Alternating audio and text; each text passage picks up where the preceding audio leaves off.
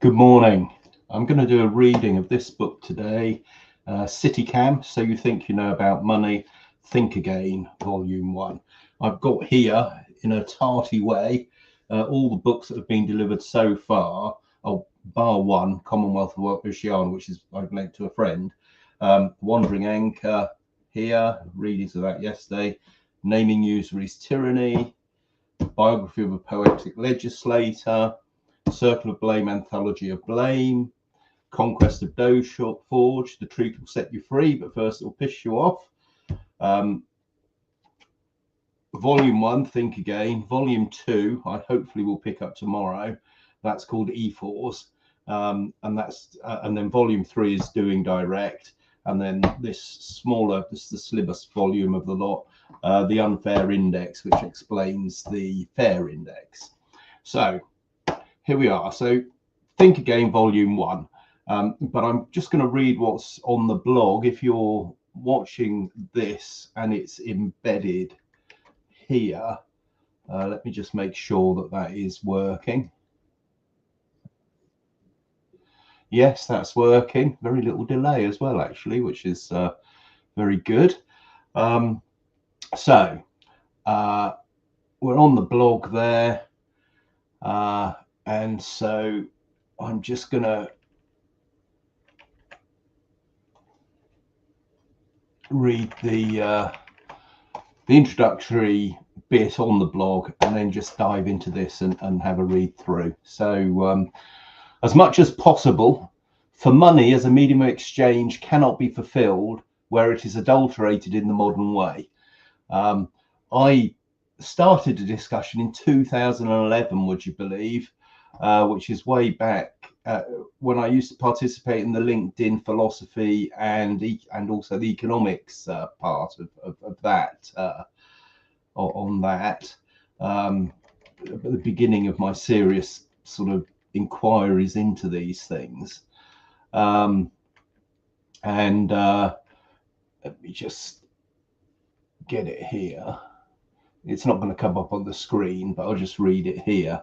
So I was in discussions with someone called James Vaughan, and I said at the time to him, the 21st century begins to look like a world populated mostly by con men and accountants. Add in lawyers and bankers, and you have a description of the corporate oligopoly and the middle ground two-party politics. That is the lot of the people at the beginning of the 21st century. We have the potential to mark the beginning of the 20th century with a new renaissance, or we could mark it with a descent into a carbon taxing dark ages. The internet might just be the means to a world in which wealth really is the possession of the valuable by the valiant, in the sense and context in which Ruskin developed it. The quo pluralum posit for money. So what I meant by that was this: as much as possible, the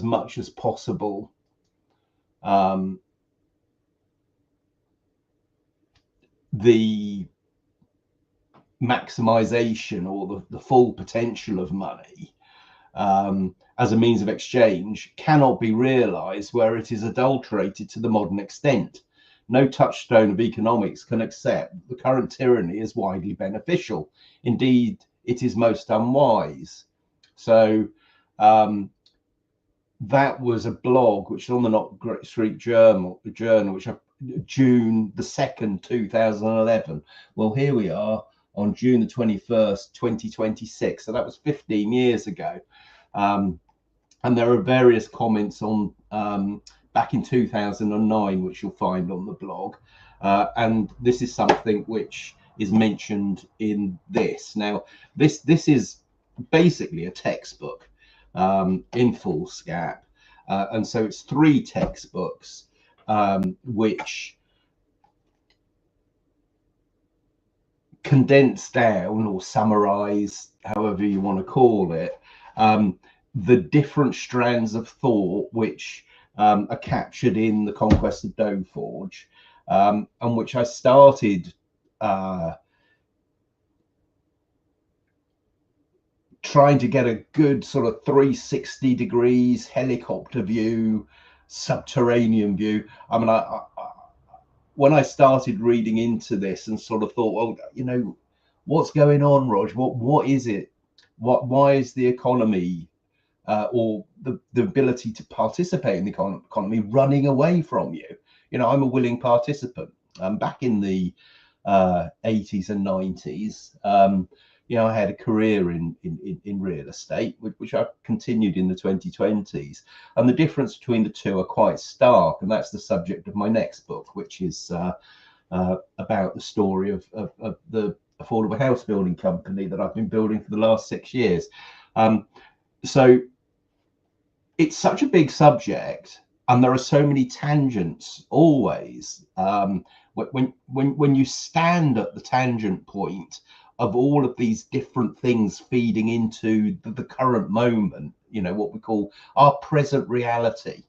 The present reality now is I am talking what I call barking at the moon. I'm reading, or I'm not actually reading at the moment. I'm talking out loud. I've got a webcam at a curious position to get this aerial shot, and I'm going to read this book. In fact, what I'm going to do is I'm just going to change the webcam permissions. It's live. I'll have that up there. Yeah, so actually this is my man cave. So there's my bookshelf, and you know, I've made myself at home in here. It's basically it's an orangery at the back of our house in Sweden, and you know, it's a beautiful day here, I must say. So what I'm going to do is I'm going to just put this over here. I think if I can get it to fit properly. Actually, maybe we'll go a bit better. There we are. And right, okay, so that's that done, and here it is. This is CityCam Volume 1, Think Again. So you think you know about money. So it's a textbook, as I was saying. I've produced it with the help of AI, and I find it intensely annoying writing that way. It's kind of like delegating your words to so AI writes way too formally for my style. I'm not at all formal, but the methodology note is at the end of one of the other live readings. Okay, and actually maybe that, I think maybe that angle up here is better. Let's just zoom up here, shall we? I'm not sure if there's too much glare on that page. Oh, there we are. It does get in eventually, doesn't it? So so it starts off with a note about the methodology, and then what I was just saying about my conversation in 2011. Okay, this is the 17-year working method at primary source, and this is just kind of what I call Silicon Valley bollocks speak. It's not, I hasten to add, bollocks. I mean, it's just, it's communication in a formal way, and I cringe when I read a lot of it because it's not my voice, but it covers all the bases, if that makes sense. And it just, so it's kind of explaining how it all fits together, where it fits together, and how it's been moderated, mediated, and edited. So what the method does not replace: the reader's own judgment. The trilogy sets out what the working witnesses have named across the documented record. The trilogy does not, in the author's view, settle the political economic question the witnesses have been engaging with. the reader, having read the trilogy, is in a position to assess the working record for themselves. The reader's choice, at whatever scale of action is available to the reader, is the choice the witnesses have been asking the reader's predecessors to make for the better part of 2.5 centuries. I wrote a few weeks ago that I was asking questions of different people and realized that the answers I was given weren't the answers to the questions I was asking. I don't know if anyone else has felt that, but I mean, I joked about it a few years ago. There's the Mastermind episode on the Two Ronnies comedy, where the specialist subject of the contestant was answering the question before last, which is very funny. But the question being answered isn't even the question before last when one talks about money, or, you know, always when they say on the financial news, the markets this, the markets that, the markets are reacting. Who are they? What does that mean? And that's what this is about. Naming usury's tyranny actually names the Bank of International Settlements. They are the primary interparties, the first among equals. Anyway, so chapter 1, let's get on with chapter 1, which reproduces Amaro Duffy's poem From Asses in Clover, which is a social credit classic from 1933. Buried. So it's a Georges classic. Chapter 18, The Travels of Quandwine. Okay, so chapter 1, the bumper stickers you have been taught, and starts off with this poem. The sun was shining brightly upon the fields below. He did his very best to make the corn and fruit to grow. And that was wrong because it brings the prices down, you know. The corn was ripening in the fields, the fruit upon the tree. The shops were full and laden ships were sailing on the sea. All things had a fictitious look of fair prosperity. And that was wrong because the world was ruined utterly. The banker and economist were walking hand in hand. They wept like anything to see such plenty in the land. If this were only stopped, they said, the prospect would be grand. If 7 pests or 7 plagues were loosened every year, I think, said the economist, that things would then be dear. I wonder, said the banker, and wiped away a tear. Consumer, come and walk with us, they both did make request. The time has come to tell you what we think for you is best. Oh, thank you, the consumer said with lively interest.